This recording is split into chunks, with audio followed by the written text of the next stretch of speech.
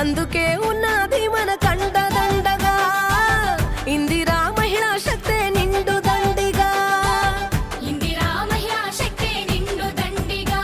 నేను కావాలి ఆదిశక్తి చూపించాలి నా యుక్తి అణచివేతకే పాడగ సదా విముక్తి అందుకే ఉన్నది మన కండ